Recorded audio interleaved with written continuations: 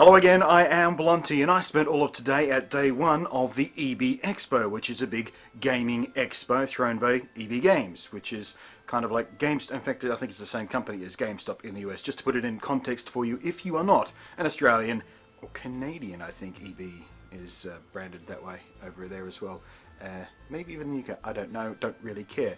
But I spent the day there, and I've got a lot of videos coming out looking at various bits and pieces in detail over the next week or so, depending on how much footage I gather over the next 2 days of the expo as well. But I wanted to share sort of some day one impressions with you, bounce over a few things, and clue you into the fact that I was actually asked to sit on a panel at the EBexpo. Kind of a late last minute thing, which is why I haven't mentioned it up until now, but I'm mentioning it now.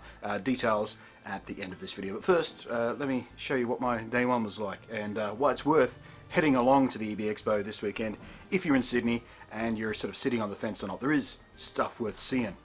So the expo looked and sounded pretty much like a gaming expo should look and sound. There was a dancing Spyro who, in the wrong light, looked kind of like he wanted to destroy your bum. Sony was showing off their new wireless 3D display goggle thingies, which was interesting.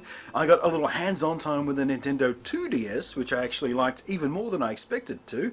More on that in a future video, of course. Pokemon X and Y were there to demo, of course. I played the upcoming Ninja Gaiden spin-off game, which was brutal and crude and funny and an epic hack and slash fun time, and not really like your the kind of Ninja Gaiden game you may be used to. Absolutely worth checking that one out.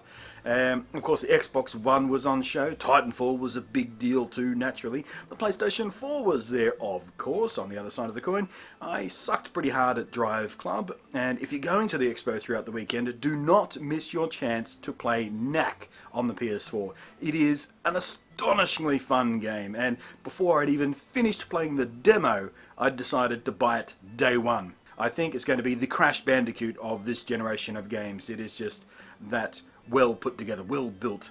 Alienware had these slap band wristwatch thingies, which I'd never actually wear, but I kind of really wanted one anyway.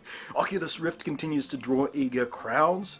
The fun crew at Gigabyte had a shit ton of liquid nitrogen for their supercooling overclocking experimental fun times. And someone actually gave Jiggsy from EA's community team a projectile weapon, which seems like insanity to me. And he was terrified of it because the t-shirt cannon didn't come with very good instructions apparently, and he was living in absolute fear of overcharging it, overpressurizing it, and it exploding and killing him and everyone around him. It didn't, just for the record. It operated perfectly safely, and it scattered BattleField 4 t-shirts throughout the excited crowd that had gathered around the great big goddamn tank that they'd parked in the middle of the show floor. EA may be kind of evil, but Jiggsy is one of the nicest blokes I know, and you can't say that they don't know a thing or two about showmanship. Plus, evil or not, Battlefield 4 is going to be pretty awesome, there's no denying that, so I think we can forgive EA just a little bit of their evil, for the sake of Battlefield 4, and a few other games that they've got. And I was going to ask for one of these t-shirts or two to give away to you guys, but I forgot, so I don't know, sucks to be you, I guess.